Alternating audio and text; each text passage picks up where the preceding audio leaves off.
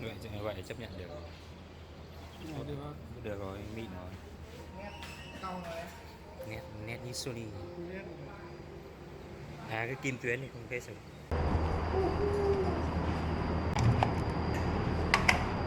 Chứ giờ em ăn lần đi em ăn không có này không.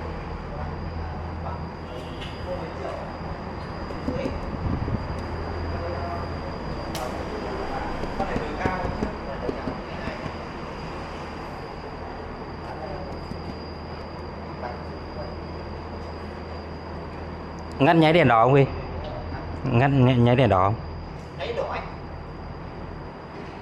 Cô đã bị sức phim này nhỉ? Nháy đỏ. Chưa nháy. Không nháy đâu. Không nháy à? Không ngỏ thôi anh.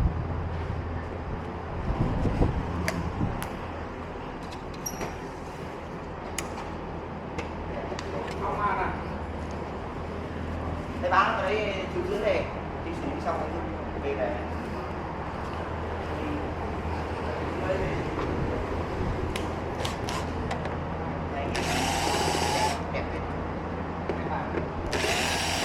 Đây thì không tính này.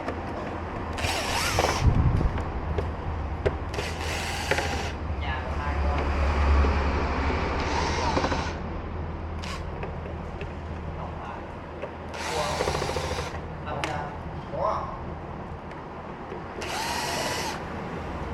Không mua mấy trăm cái gì nhỉ? 500 hay 700? 500 nhỉ? Mua đen gì? 200. Mua đen gì? Bán 300. Con gì á? 48.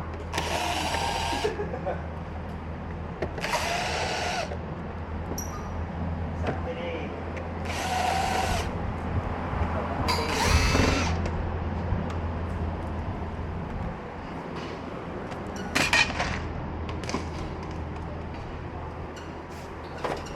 Anh qua cái buổi này cũng là một loại qua lại động hay có hướng đi mở xe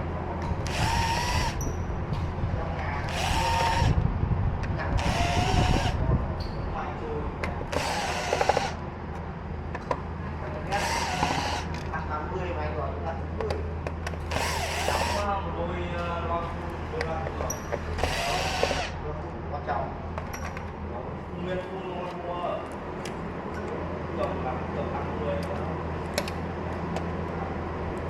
mất tiền nó thuê làm cái nó nát nhà thật cứ to là được nhưng mà phải hay không khuôn lớn là được. Bên nào vậy? Khi có hay đâu thì cái ông Bên này hả Huy? vâng vâng có vừa qua lắp cái van không ông đã còn cái heo ấy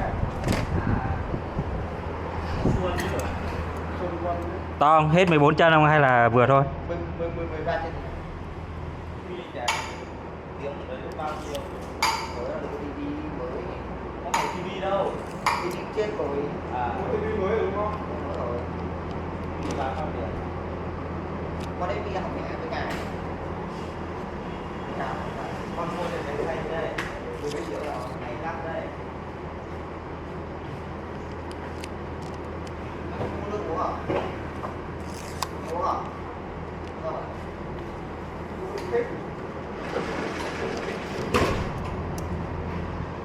đưa cái kia đó Ừ. Con đi. cho 13 chân rồi mà 13 chân. con 13 chân nó hơi bị thui Chưa? To quá không? đấy là mạch điểm chân của cái Ôi dán bừa vào phát này. Bên trong hay sao nhỉ? à đây này dán mẹ cái này trên này thì nó đúng chân hơn này cái này thiếu Bên đi 2 trên. chân Ừ.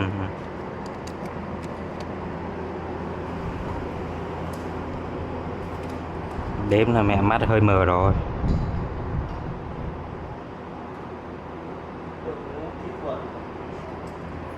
Hình như to quá sao?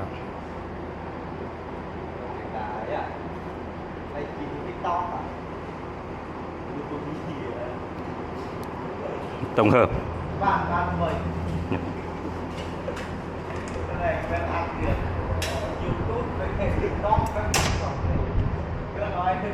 Ôi rồi bỏ rồi, chết đói rồi. Bỏ lâu rồi. Chơi với cái con rồi đi sửa giải trí thôi. Chưa. Rồi anh em cùng tham khảo văn vậy. Cái này thì rút ra nào cái điện. Không rồi ít nước vào chứ. Bôi trơn như nào.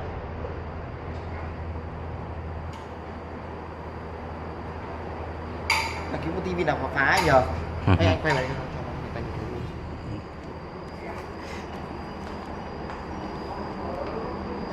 Rồi bạn anh tung cho anh chút cái giờ.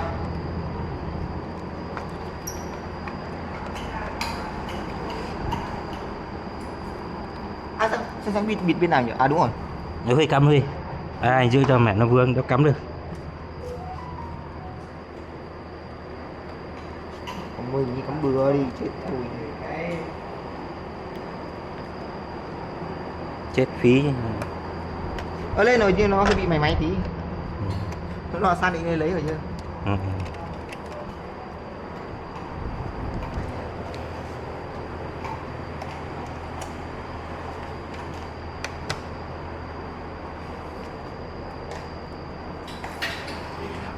Ôi Sony rồi. Ôi mịn đấy nhỉ. Không, anh nghĩ sợ Thưa à? Mịn lắm. À hơi thưa không anh? hơi vẫn được, tránh ra khỏi.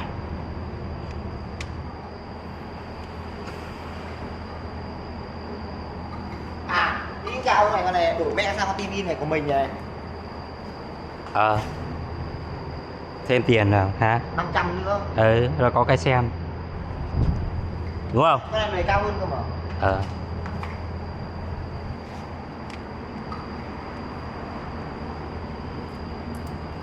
Sony lâu lên đó nha.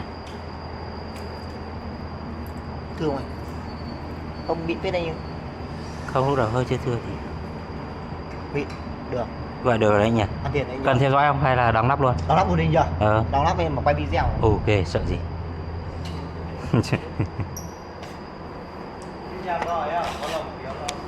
Không, làm cho người nước ngoài xem. Nó đâu có hiểu tiếng người Việt đâu. À, nó bật đâu, bỏ rồi, ăn thua.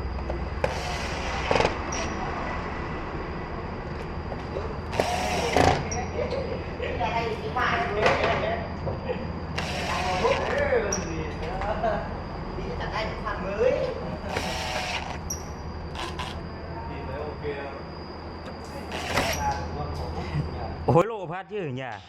Khẳng cái màn nguyên khung mà. This was back a few years ago when I lived with my parents still, during my last couple of years living there and before I left for college. My parents bought and moved us into a new home. It was further away from the city and even most of the suburbs. It felt very isolated in the woods, and it was kind of a mansion, at least in my eyes, even though it was just the three of us living there. We had family that stayed with us a lot, so I think that was their excuse for getting a bigger house than we needed. Anyway, this week was actually the rare time where my parents were the ones actually flying out to see the rest of our family. They offered for me to come with, but I didn't want to miss a week of school and had to do all the catch-up work and stuff, so I just stayed back and watched the house for them. One thing I found out very quickly at this new house was that I didn't like being alone in it.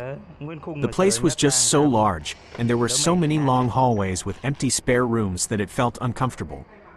Not to mention, the place was built over a century ago, which was kind of creepy on its own. I was old enough to kind of ignore that uneasiness, but it still never went away. The first 2 days that my parents were gone, everything was fine. I went to school, hung out with some friends, and just chilled at home. On the third day, I did the usual going to school and then getting food with my buddies afterward, not getting back to the house until 6 or 7 that night. It was already pretty dark out, and I was kind of exhausted, wanting to just lay in bed for the rest of the night. I headed inside and dropped my school stuff by the door, then walked up to the second floor. Pretty much right when I looked down the long main upstairs hallway, I noticed something off. One of the spare bedroom doors was open. I didn't immediately think there was actually something wrong, but it just brought that uneasiness back that I always felt. I walked down and looked into the spare room. It just had a bed and a couple of random pieces of furniture, but aside from that, there was nothing there. I closed the door but still felt off about it. The thing is, my room was at the end of this hallway, so I walked past all these doors multiple times a day, and I can't see how I wouldn't have noticed this door being open until just now. I always hated when the doors were left open in this massive house because it just felt weird to walk past so many open rooms. Before chilling, I did a short walk through of the house, not looking into every room but just looking for any signs that something was off. Seeing nothing else, I figured I just never noticed the open door and tried to not let it creep me out too much. Maybe it could have even opened up on its own while I was out of the house, like if it wasn't fully closed already. I went to my room and turned on the TV, trying to ease my mind. Unfortunately, it didn't help much. I kept thinking about the fact that I was alone in a huge mansion with no way to know what was going on in any of the other rooms. Not that something was going on, but it was the unknown that was creepy about it.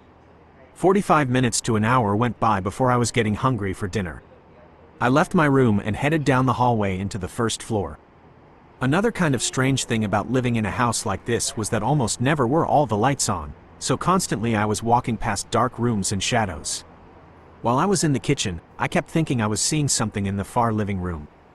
Every time I'd look up, the room was dark and nothing was there. I thought I was going crazy. Everything was just getting to my head, and I really didn't want to give in to what I thought was unwarranted anxious feelings I was having. I told myself I was creeped out over nothing and just ignored it. I made dinner then walked back up to my room, but when I got up to that hallway, I instantly felt a chill run through me. That door was open again. I froze up and just stared down the dark hallway for maybe an entire minute. I couldn't think of how this was happening. In the moment, I was genuinely considering whether this place was haunted. I never believed in that stuff, but that was before living in a creepy-ass 100-year-old mansion in the middle of the woods. I quietly walked back up to the spare room, pushing the door more open and looking in. It looked exactly the same as it did before. I walked in and looked for any subtle signs, like a dirty shoe print or something that had been moved, but I found nothing at all. Only getting more uneasy, I left and went to my room, closing and locking the door. I sent a text to my parents, not trying to sound too alarmed, but just asking if they noticed the spare room door opening or if there was a problem with it or something. They responded quickly saying they hadn't noticed anything and wasn't really sure what I was talking about. I said to not worry about it and it was probably nothing, but honestly I was getting more unsettled by the minute. It was like my gut knew something wasn't right. I think I was in my room sitting on the bed with the TV on and eating for 10-ish minutes when I heard what sounded exactly like footsteps in the hallway. I quickly reached for the remote and paused the TV just quick enough to hear a thump right outside my bedroom door. My heart was racing. There was a long pause, no sounds in the house at all, which made me too scared to even move. Then whoever the hell was outside my room softly and slowly knocked on the other side of the door, like they were just tapping on it. I couldn't believe this was happening. It was so surreal that I didn't know how to react. They didn't knock or tap on the door for what felt like a whole minute after that. So eventually I called out, "Who's out there?" "I've called the cops already." A lie, of course, but I hoped to get them to leave. I knew that I had to call the cops at some point, but it felt like right now it wouldn't be helpful since it'd take at least 10 to 15 minutes for them to get here, so I had to hold off on my own. The only response I got were 3 more knocks at the door, still in that slow, calm way that they did before. Finally, I decided to call the police. I figured if they were just going to stand out there and wait, then this was the best move. I got on the line with an operator, giving my address and everything. They asked what the person was doing now, and as I started saying that they were just standing outside my bedroom door, I heard a loud scratching sound against the wood. It was one long scratch, like they were scraping something against the door. I started kind of freaking out, pleading for them to get here quickly. The door handle started moving back and forth, but thank God I locked it. Another minute or so passed before 3 more knocks tapped against the door, and then it went quiet again. It stayed quiet the whole 10 minutes I waited for the cops to arrive. When they did, there was no one outside my bedroom anymore. The only sign left behind from them was a long gash carved into the backside of the door, clearly from a knife. The officers tried investigating where they could have gotten inside from, but honestly, it was nearly impossible with how many entrances and windows that there were in the house. Also, most of the windows had old and unreliable locking mechanisms. Ultimately, no real leads or anything were found. My parents flew home as soon as they could. While nothing else ended up happening, I never felt safe in that house anymore. Every dark hallway and empty room felt even more eerie, and the woods surrounding the house were just unsettling. Just a week after the incident, I could have sworn I saw someone standing in the woods not far from the window, but it was dark, so maybe it was just a shadow. Thankfully, I don't live there anymore, and my parents sold the place just a couple months ago. Whatever was going on with that house or whoever was stalking us in it will remain unknown. Story 2. It was a pretty normal Friday night for me. I lived alone in a really small home in the suburbs but worked an hour away in the city. Finally reaching the weekend, I was ready to do absolutely nothing tonight and just watch YouTube, game, and maybe sleep in. I took a quick shower after getting home, then fired up the PlayStation and relaxed and gamed for a few hours. I even cracked open a few beers. The night was going pretty well, and I thought the only thing that could make it perfect was to get some pizza delivered. I ordered from a local pizza shop just using their app to place the order with, then laid back on the couch and watched YouTube on the TV while I waited. After 45 minutes though, I realized it had been a while since I'd placed the order and hadn't gotten any texts that they were on the way. I pulled my phone out and checked the app. It said there was a delay. I don't remember the exact message, but it was very generic, basically saying, "Sorry for the delay, your order will be on the way soon." It was no big deal. I was trying to stay up late anyway, although I felt my eyes getting heavy. Maybe I was more tired than I thought. Over the next 15 minutes, with YouTube playing in the background, I slowly dozed off. I woke up suddenly to the doorbell ringing multiple times. I shot up from the couch thinking, oh, the pizza delivery. I had no idea how long I was passed out for or how long the delivery guy had been waiting on me. I hurried over to the door and opened it. I was still really groggy, and having the couple of beers earlier didn't help at all. There was a man standing on my porch. "Sorry, I hope you weren't waiting long. How much do I owe you?" I said tiredly. The guy looked a little confused. I clarified, "For the pizzas. How much do I owe you?" It was as the words came out of my mouth that I realized this guy wasn't even holding any pizza boxes or anything at all. No uniform either. He had dark jeans and a gray hoodie flipped over his head and hands stuffed into his pockets. The guy didn't answer for an awkward amount of time, like he was still thinking about what I said, but then he smiled and said, "Not to worry, the pizzas were still on the way." He stopped talking after that, just looking at me as if that were a normal answer. Even me being a little drunk and really tired, I knew that was a weird response. Why would he be here if it were still on the way? But I just said, "Okay." And after another couple seconds of awkward silence, I closed the door. I rubbed my face and tried to regain my thoughts. Why was that interaction so strange? I was aware that I wasn't in the right mind, but unfortunately, that made me think that maybe it wasn't as off as I was making it out to be. I put on a new video, then sat down and continued watching, only for me to fall asleep once again. This time I woke up to a clicking sound. I didn't know what it actually was though. However, I knew I'd only drifted off for a few minutes because the video was still running. I sat up again and waited for a doorbell or a knock or something, but there wasn't. I still didn't know what that click sound was, but it was then that I finally remembered to check the app for any updates on the order. I opened my phone but didn't even get past the lock screen without being confused.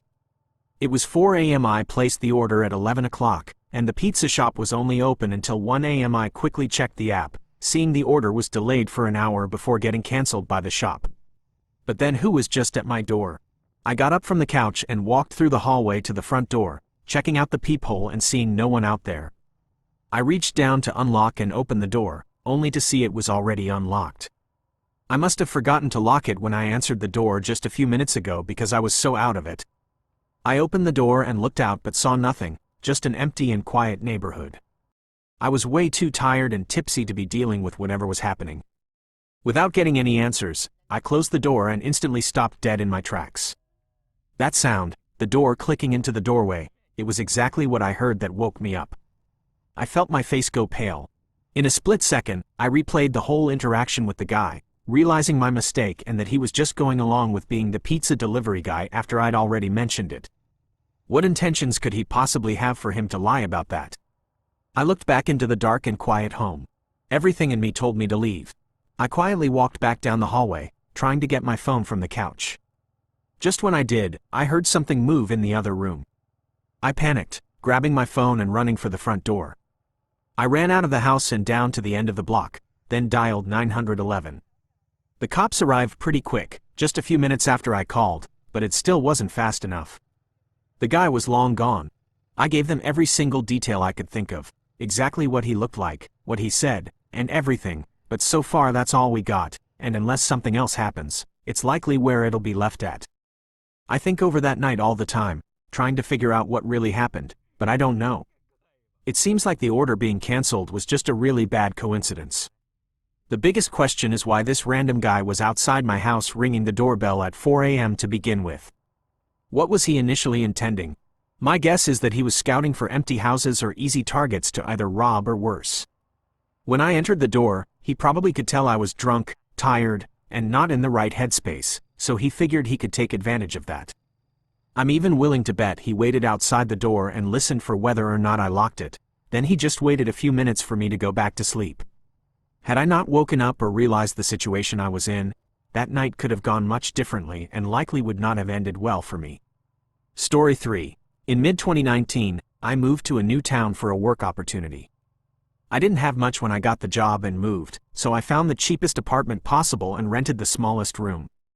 It was a one-bedroom unit on the second floor of a small complex, only having 4 units in total.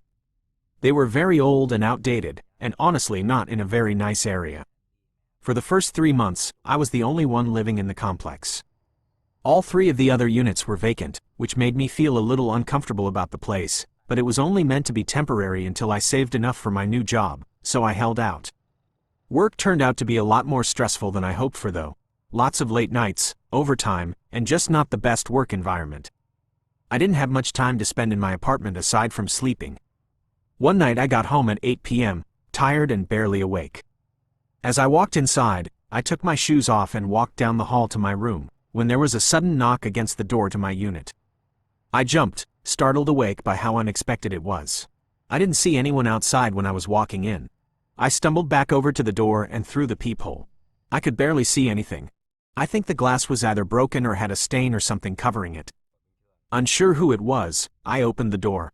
Standing really close to the doorway was an older man, say late 40s to early 50s, with dark hair and stubble. His eyes were really striking, not in a good way, but in an unsettling way. "How can I help you?" His eyes opened a bit wider, and after a moment he asked if I lived here. I thought that was a pretty strange question, but I just said, "Yeah." Without thinking too hard about it, he grinned at me and said he was moving into the unit right next to me and just wanted to introduce himself. He then gave an awkward wave goodbye as he walked down to the unit next to mine and went in. Oddly, he never actually introduced himself, like told me his name or anything. I just thought he was a weird old man but nothing to worry about. If anything, it was kind of a relief knowing someone else had moved into this otherwise vacant building that I was staying in alone. That night I had dinner and went to bed early, having another long day of work the following day. I got back around the same time as before, but this time as I walked up the outdoor stairs to my unit, I saw blinds move in the window to the unit next to mine, the one that the old man said he moved into. The way the blinds were swaying looked like as if he were looking out the window at me. I hurried up to my door and got inside, feeling a little uncomfortable. I told myself it was likely nothing and to not overthink it. However, I again was only inside for maybe 30 seconds before there was a knock from the door. I went back over to the door and out of habit I looked out the peephole again, only to be reminded that I couldn't see anything, so I opened the door already knowing likely who it was. It was the same man looking exactly the same as last night. "Is there something you need?" "I'm just in a bit of a rush at the moment," I said, trying my best to not be rude but really not wanting to talk to anyone right after a long day at work. The man didn't really react to what I said though. "Would you happen to know how the thermostat works in these units?" "I must be too old to figure it out," he said with a slight chuckle. Hoping this was as harmless a question as it seemed, I explained the very simple way it worked. I mean, these things had just a couple of buttons. It would be hard to not understand them. He nodded and smiled, but then asked if I could show him as he thought he already tried what I just said. I reminded him that I was in a hurry, and he apologized but was being a little passive-aggressive and pushy, saying it'd only take 30 seconds and he really needed my help. To be fair, it was the middle of winter and pretty cold out, so if he really couldn't get his thermostat to work, I'd feel pretty bad.